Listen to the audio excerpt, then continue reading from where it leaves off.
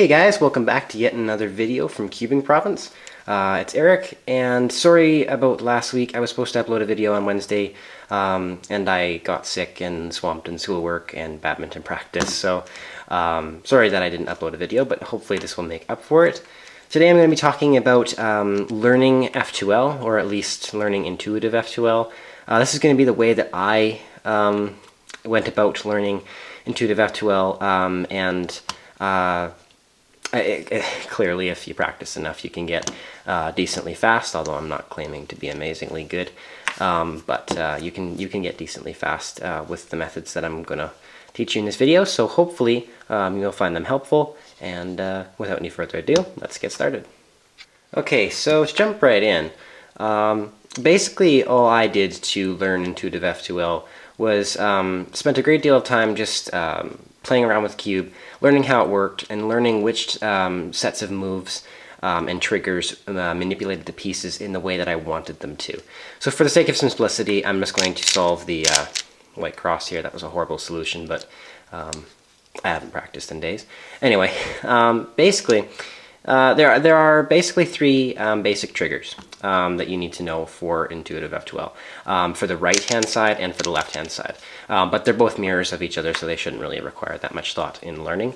The first one is the same as if you'd insert this corner down here, so it's just R, U, R prime. Here's the inverse set up nicely. For the left-hand side, it's just L prime, U prime, L. And here's the other one for the right-hand side. U, R, U prime, R prime. And let me set this up for the left.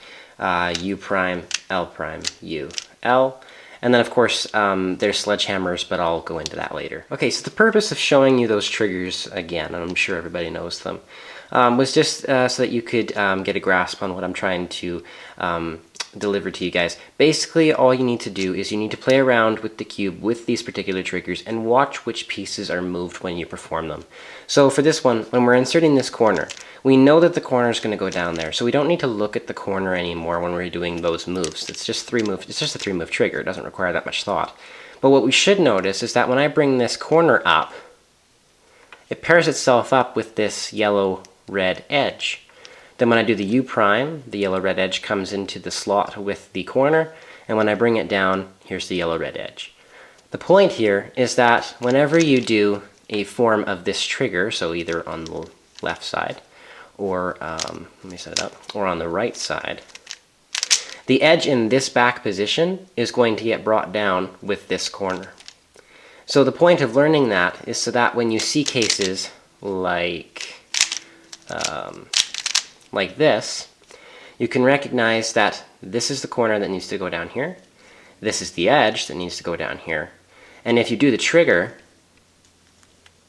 you'll bring both of them down at the same time. Now, of course, this is going to take numerous hours of just messing around with the cube to figure it out. I just know them by heart now because I've been cubing for so darn long. But basically, after playing around with these triggers, you just need to watch which pieces pair up with the corner so that you can more accurately use them to efficiently put down two or more pieces at once. Here's a really good case where the corner is pointed upward. A lot of beginners would just do this, which there's nothing wrong with that if you're just inserting the corner. However, you can apply two different triggers here to solve the pair, and by pair I mean these two pieces, at the exact same time. So if you do a U prime here, and then a sledgehammer, so R prime, F, R, F prime, you'll see that the pair has just been made for you right here, and then you can just insert it with R, U prime, R prime. That's a fairly advanced trick, but you can see that through the manipulation of triggers, you can allow the pieces to be joined up together more efficiently, thus giving you a faster solution. Of course, there are a variety of resources for you that are available that can really help you out if you're stuck on particular cases. For example, this one, I kept doing, how would I do it actually? Oh, excuse me. When I was just learning, I would actually split these two up, something like that. Match this up, and then insert it into the back, which is incredibly slow, and I would not recommend doing that. What you can recognize, though, is that this edge right here obviously needs to go down here, so does the corner.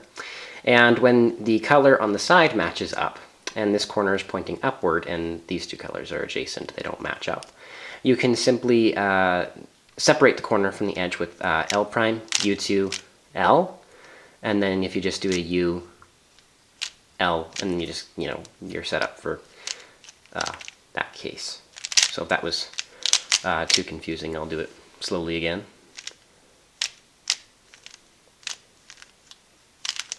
And there's just a variety of tricks that you can learn from various resources off the web to solve your F2L in one step. And they're very, very helpful. I would definitely recommend them. I will throw some links in the description for places that I think you should go to for some help learning F2L Alex. But yeah, let's get on to a little bit more in-depth stuff. Okay, so as I mentioned earlier, there's a trick called sledgehammer. And basically, it's mainly uses advanced idea that can allow you to orient more edges for your OLL stage, which as you get more advanced, you start to be able to see stuff where you can actually skip your entire OLL, which is very helpful. But the point here is that it's basically just that you can know how to insert pairs in different ways. Here we could insert the pair with U, R, U prime, R prime. Or we could just do a sledgehammer, which just more directly puts the pieces in. Either way, it gets the job done, and as a beginner, you really shouldn't be concerned with which way you're putting pairs in, like in themselves, but you should know what the difference between a sledgehammer and an inverse sexy move, because you'll be using the combination of those two triggers to set up various cases. Like this one, for example, it was a case that I did over here. I'll do it over here again. If you do U prime and a sledgehammer, right, you can just insert the pair.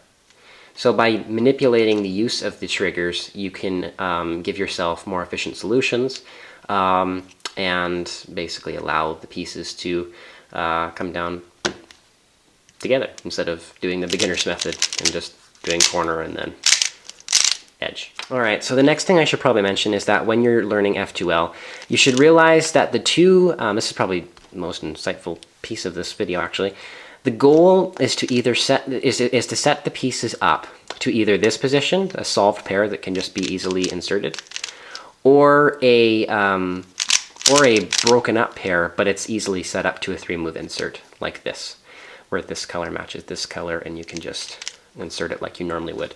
Same thing goes for the left. Here's the broken up pair, and of course the solved pair that you can just insert however you like.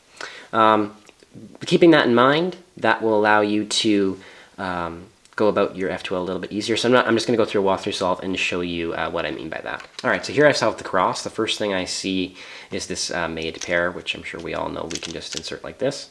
The next two pieces I see are these two right here. Now, as I mentioned previously, you're either supposed to set them up to a solved pair or a broken up pair. Well, these two are already in the broken up position, but as you can see, if I were to insert them, this edge is misoriented. So you can't actually insert them that way. And of course, if I were to pair them up like you normally would, I'd end up taking this back pair out that I just put in, which kind of messes up what we've already been working on. So clearly we don't want to do that. But what we can do is do a cube rotation, and then we can see that we have a nothing pair back here. It's just a garbage pair. It doesn't, it's not made yet. So when we put that in the back, we can pair these two pieces up to the made pair situation that I discussed earlier, and then you can simply insert them into their slot right here, however you like. So you can do it like this, or you can do it with a sledgehammer. I'd probably do it with a sledgehammer to orient some edges, but that's just me. It gives us bad OLL or F2L case here. But anyway, for these two, as I just mentioned, this is a really bad case, except for when it's in this position, and when you're more advanced, you'll understand why. But basically, to solve this pair, the easiest way to do it is to insert this edge to here, do a U prime, line this corner up with the edge to make the pair, bring it to the front, and then insert it.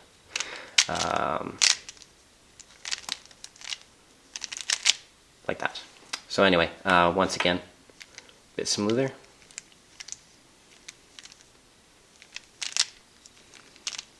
Just like that. And the one final tip that I'll give, this is a really good example for this particular solve. Whenever you have the edge in the top layer, whenever you have the edge in the corner in the top layer, the corner's pointing up. You can match up, you can match up the edge side color with its center, move the top color to its opposite, so not towards green, but towards blue in this case, because blue is the opposite of green. Then all you have to do is move the corner over said edge, realign your cross, and you've got a made pair. And you can just insert the way you normally would. Alright, so I think that's all I can think of for now. I hope this helped you guys out. Basically, if you'd like to see any more F2L videos, just leave that in the comments.